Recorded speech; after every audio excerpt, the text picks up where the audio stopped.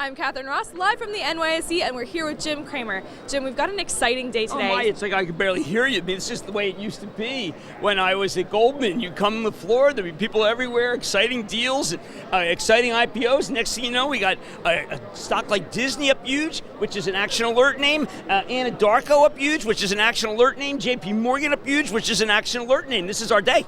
I know. Okay, so explain to people why this is your day, besides for the fact that we're just talking about. I sent an email to a friend of mine last night saying, she was saying, how about the oils? And I said, oh, I don't know. We have Anadarko. It's killing me. And then 11 hours later, we have Anadarko. It's fabulous. Amazing. Treasure Sierra Madre. and you got your call. Yeah, we got our call at 11:30. Now, it's funny, I don't want to rip up my call because I do a lot of rules. I will have to do a little freelance, obviously, because when you have so much excitement with our positions, I got to offer guidance. I do think that I was going back and forth with Carl. It's one day. It's a breathless day. There will be a day next week that will be the opposite of today. So I'm not saying I'm going to rein in my enthusiasm. I am saying that today did change how people view, because we have a lot of stocks that turned out to be cheaper than we thought, and that's one of my themes on the call. But when you take a city, which we own, which is now up 2, we're going to have to huddle on that, because Citi is not JP Morgan. And we've got to, when you have an Anadarko, I'm not an arbitrageur, but I've always been jealous of Chevron. And Chevron, which you're going to get, Chevron was on Squawk this morning. It's astounding how much cash flow they have. So there's so much to do. So I just want to remind everyone that at 11:30 a.m. today, you can see Jim live talking about the Action Alerts Plus portfolio over on actionalertsplus.com. Now, Jim, everything that we're talking about today is an Action Alerts Plus name. Well, it's funny. I knew that Disney was going to be big. Didn't think it'd be this big. I knew that JP Morgan was going to be big, but even last night on Mad Money, I was saying, JP Morgan not as good as Wells from where the stock is.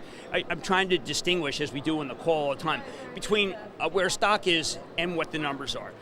What I didn't count on was that they would do $9.2 billion in profit, and that FIC, this fixed income, the trading number, would be good and got better and better. The thing that really stands out from the JP Morgan call, March was huge. No one thought that March was huge. Why didn't they think that March was huge? I think because they've been under wraps. They kind of go silent in the last month of the quarter. And February was just, was good, not great. Jan is good, government shutdown. So we did not know about this last month of the quarter. And that's what's causing that stock to really percolate. JP Morgan beat their EPS estimate by 30 cents, so I'm wondering, we're looking at Citibank and Goldman, they're both Monday morning. Citi's not the same. I know it's not the same, but I'm wondering. No, Citi's, that's the one that I'm questioning. Why are you questioning it? Well, because Citi has not delivered. Citi's more of a buyback story. Citi's execution has not been as good as Jamie. Goldman, of course, is an investment bank. The retail and the regular loan is still not important for Goldman. That's Marcus. And Goldman has, unfortunately, Malaysia. And so there's, the problems of Malaysia might overshadow what Solomon has done, which, by the way, is fantastic. And everybody says that. There were even doubters of some CEO of Goldman. There were doubters. And he's going to silence the doubters. That's what he's going to do. Let's switch gears, because I want to talk to you about our real money stock of the day, which you guys also own, Anadarko. Huge news today. I mean, it's a $33 billion deal. Chevron will buy Anadarko. I'm for $65 a share. I just want to add that in. So, in this space, what do you think about this deal? Well, there's a funny piece of research out saying Anadarko's been in play for 30 years. Now, Anadarko's long been my favorite from the days when Jim Hackett ran it. Jim Hackett was an excellent executive, but remember, the problem there is that they have a condo exposure, even though, of course, they were going along for the ride, so to speak, and obviously that was a terrible, terrible accident. The stock had then gone down on the idea that Colorado may ban new drilling.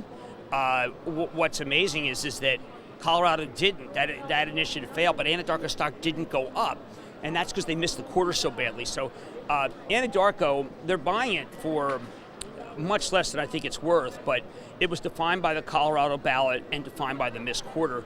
Anadarko, Apache, not great quarter. Cimarex, not great quarter. I'm giving you the ones that that David broke the story that Occidental is very interested in buying a company. Well, Occidental come back. They For can't $70 a share. Yeah, they can't. Chevron has a better balance sheet. You can't beat Chevron. I mean, that's just, they're a behemoth.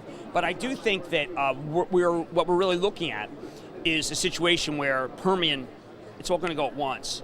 And we got thank heaven, we got the best one. But again, Apache, Pioneer, Cimarex, Concho. Now they're up huge.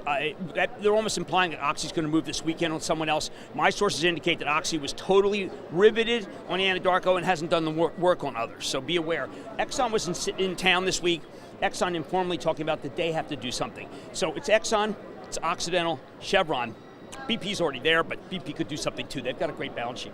And I know, so I already mentioned that Anadarko is Real Money stock of the day, but I want to make sure that you guys understand. You can go to realmoney.com, and Kevin Curran, our Real Money reporter, already has the scene setter for this huge deal, and he'll be writing about Anadarko and the oil space all day today. So if you're interested in oil, you've got to go check this out. Yeah, and Real Money viewers, I'm sorry, I was consumed by working on the call this morning, so I've not been able to deliver what I'd like because there's 12 days a year where it's very hard for me to do a Real Money. It's because I am busy working on thousands of words and trying to pare back for the call at 11:30. And this day, in particular, because we had Disney, because we had JP Morgan, because we had Anadarko, I did not get to, and I don't dash off things for Real Money. I do write for it every day, though.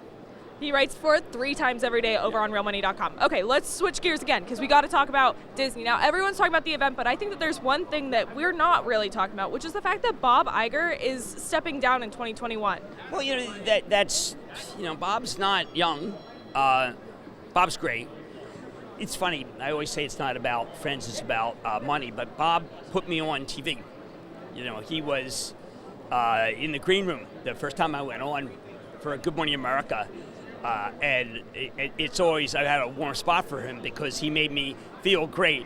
I always tell the story that I finished the interview, I finished my piece on Good Morning America, and he says, that was really fabulous. And next time what you do is you have to look more at Charlie, and I would go a little bit slower. Frankly, I would only use 3 bullet points. I mean, it was unbelievable. But at the same time, I would try to be a little more accessible, maybe kind of, I don't want to dumb it down, maybe be a little bit more in the English language, not Wall Street. It was amazing. And I walked out and I said, I really hit it. And then like an hour later, I realized, shoot, I suck. But that's great feedback from him. That's why you love him. Yeah. I mean, I remember I went home and I said, oh my God, Bob Iger loved it. But he did have some things that I got to get better. So I always, I got on TV because of ABC, and I'm always grateful that Bob Iger was the first guy who gave me the feedback. And it's now 23 years. But when I see him, I'm always thankful because you must be grateful for people who take a chance with you. Take a chance with, at that point, 25 pounds more. Bald guy, getting older. And he said, I want it. He's good on Good Morning America. So I'm here in a lot of ways because of Bob. And thanks, Bob. You did a great job for shareholders. So Disney's up over 6% this morning, and I'm wondering, with the news that Bob Iger is stepping down, what should investors be thinking with the news that he's stepping down? Well, don't worry. He laid out a plan. Disney Plus is there, $6.99. That's a great price point. And what he did was he gave you some lower numbers that we all knew from 2019 and 2020. But what he did give you also was 2023, a number that's very much like how you feel about, say, Amazon when Amazon broke out. He's taken the stock from being an earnings story and made it into a growth story. There was no growth at Disney to speak of, or at least not enough to please Wall Street. And now there's huge growth in the out years, and it's just going to tick, tick, tick, tick. Those of us who have kids remember how much we spent on all the things that he's giving you. And $6.99, that's very inexpensive. I agree. So before we let you go, because I know you got to go prep for your call, but I just want to ask you an investing education question. Now, okay. I tweeted this out this morning. I'm wondering, with the news that Anadarko is being purchased, what are 2 things that investors should consider when a company that they're invested in is being purchased by another company? Well, first we have to think about, is it a cash deal? And if it's a cash deal, then we will tell people, other than once in our career, which was NXP, which we felt was going to get a second bid, a higher bid, and then we left when it got it. Other than that, if it's cash, we always tell people you're not an arbitrage, you're sell. So one time in, 14 15 years have we ever held on to a cash bid, and that turned out to be fabulous. Thank heavens we sold it, but we made about 15 extra points. And then the second thing is, if it's a stock bid or a stock and cash bid, we want to measure the balance sheet for the cash side, and want to think about the dividend because it's an oil, because the dividend is terrific like BP versus Anadarko, which has a very small dividend. So I'm looking at the balance sheet and dividend if it's a stock deal, and I'm saying ka-ching, ka-ching if it's a cash deal. All right, and of course, for more investing education, you guys have got to watch Jim at 11:30 a.m. today. He's going to break down the 5 things that you need to know. Today's the hardest day I've been. This is the hardest day I can recall, and it's hard because you have to be on top of your game. I've got to go study J.P. Morgan before the call. I've studied Disney pretty well. I haven't studied Wells Fargo. It's not one we own, but it matters. And I've done some work, but not enough work on Anadarko because I need to find out whether Oxy, which I think was ready to go today. But they needed a shareholder vote. Yeah, right, but I think that Vicky Hollab is, I saw her interviewed by Brian Sullivan. Vicky Hollab is a hitter, and she's a great executor. And a lot of people doubted when she bought a lot of Permian. She's done a great job. They're going to make a move. I don't expect people, you shouldn't go buy stocks that are 6, 7, 8% up. But you should have had Anadarko, which we suffered through for a long time, and we got to the other side. Yeah. All right, Jim, thank you so much for joining me. Now, guys, I know he's got to go get ready for the call, and I know that you guys need to tune in because it's so important to learn about earnings season, learn why it matters, and learn the rules. And how to, look, I'm going to give you 5 rules about how to deal with the craziness, all right? Sane investing in an insane earnings season and world.